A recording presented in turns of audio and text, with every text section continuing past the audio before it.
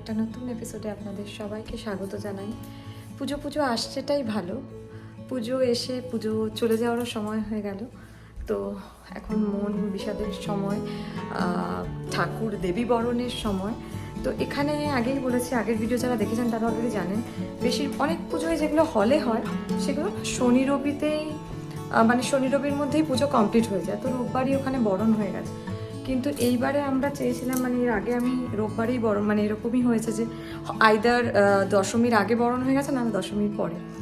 তো এবার দিনের দিন বরণ করব বলে ভেবেছি যে একদম এখন কলকাতায় হচ্ছে দশমী পূর্বে, মানে আমাদের এখানে যেহেতু এখন বিকেল 4:40, তার মানে ওখানে এখন মাঝরাত। তো পরের দিনই বরণের বা দশমী। তো এখন সবাইকে বিজয়া দশমী জানাচ্ছি না, তার কারণ ভাষার না হওয়া অবধি জানানো যায় না, সেই জন্য। তো আমরা এখন বরণ করতে যাব। দীপায়ন গেছে মেয়েকে স্কুল থেকে আনতে। তো এলে ও রেডি হয়ে গেলে আমি রেডি হয়ে নিয়েছি। আমি অফিসকে থেকে এসে একদম সব গুছিয়ে ঘরের ঠাকুরকে পুজো দিয়ে আমি পুরো রেডি হয়ে গেছি। ও এলেই এবারে রেডি হয়ে আমরা বেরিয়ে যাব বরণ করতে যাবো বলে একদম বরণের ড্রেস পরে ফেলেছি, মানে সাদা লাল পাড় শাড়ি, জেনারেলি তাই পরা হয়।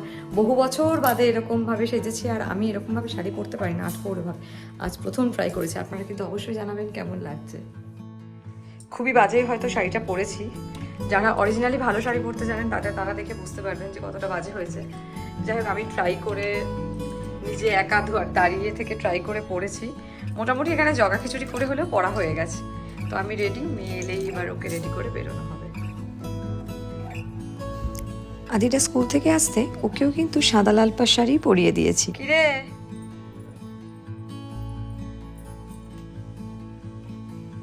পায়ে কি আছে?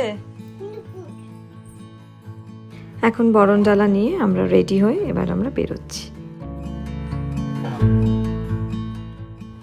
তো এখন একদম বাড়ির সামনে বেরিয়ে পড়েছি। দীপায়ন আদিরাকে একদম এখন জুতো পরাচ্ছে। আদিরাও আজকে শাড়ি পরেছে, ওকেও কেমন লাগছে সেটাও কিন্তু জানাবেন। তো আমরা সবাই আজকে ম্যাচিং, হোয়াইট অ্যান্ড রেড, আমি, দীপায়ন, মেয়ে। তো এখন আমরা যাব ধর বাড়ির পুজোতে। আমরা এবারে আগেই আমার ভিডিওতে দেখিয়েছি কানাডার ধর বাড়ির পুজোটা একদম বাড়ির পুজো, অন্যরকম পরিবেশই সেখানে। তো সেই পুজোতে গিয়ে সেইখানেই আমরা আজকে বরণটা করব। এসে গেছি আমরা, আর বাড়ির পুজোর মজাই আলাদা হয়, একদম নিজের মতো করে সব কিছু করা যায়। আর এখানে আতিথেয়তা যেটা আমরা পেয়েছি তা বলার নয়, মানে আয়োজকদের ব্যবহার অসাধারণ, মন ছোঁয়া।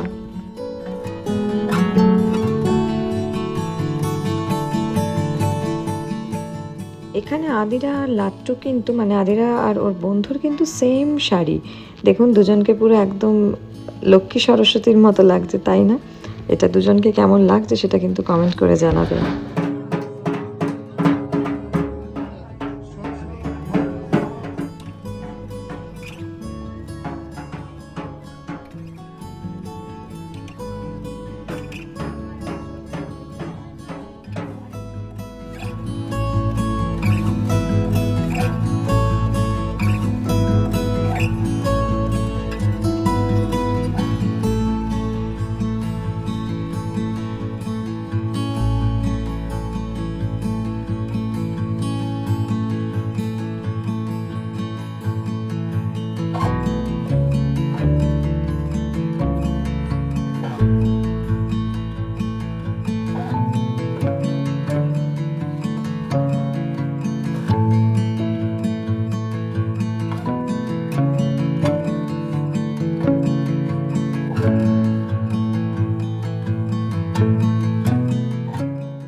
মায়ের মুখটা দেখেছেন কি সুন্দর, তাই না?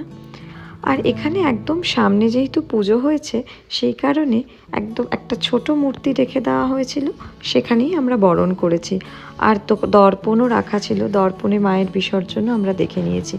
ক্যানাডাতে কিন্তু ওইভাবে সব ঠাকুরকে নিয়ে গিয়ে জলে ফেলা হয় না, কারণ এখানে পারমিশন পাওয়া যায় না। তবে এইবার প্রথম টরন্টো দুর্গাবাড়ি থেকে ভাসানের পারমিশন নিয়ে ওরা উডবাইন বিচে মায়ের বিসর্জন হয়েছে। কিন্তু সব ঠাকুরের বিসর্জন এখানে হয় না, এই ঠাকুরও এখানেই থেকে যাবে, আবারও পরের বছরের আশায় বাক্সবন্দি হবে।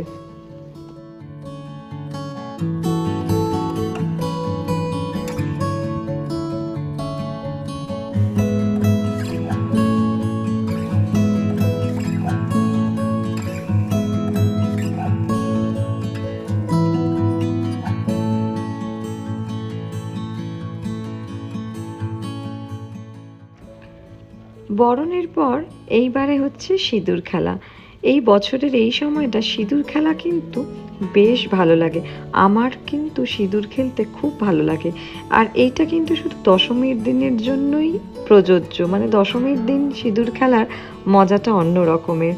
সবাইকে সিঁদুর পরানো এই দিন প্রত্যেকটা মেয়েকেই অন্যরকম সুন্দর লাগে।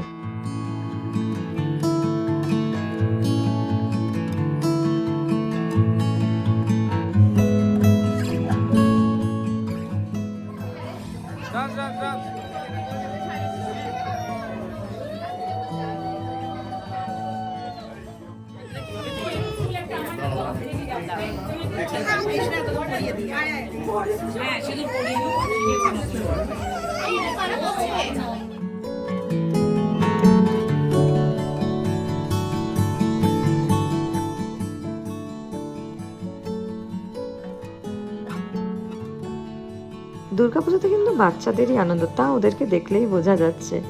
আর এই পুজোটা এবারে ছিল হচ্ছে কানাডার থিম পুজো। এটা অমরনাথের মন্দিরের মতো করে করা হয়েছে। অসাধারণ পুজো, মানে প্যান্ডেল এত সুন্দর সাজানো হয়েছিল, খুবই সুন্দর হয়েছে। আর আয়োজন, এবং এখানে আপনারা দেখতেই পেলেন কাকু সবাইকে ডেকে ডেকে প্রসাদ দেওয়া। আর এখানে আমরা ভোগ তখন আদিরাদের খাইয়ে দিচ্ছিলাম। আর যেটা হয়, বাচ্চারা খেতে চাইছিল না বলে ওদেরকে গল্প বলে খাইয়ে দিয়েছি।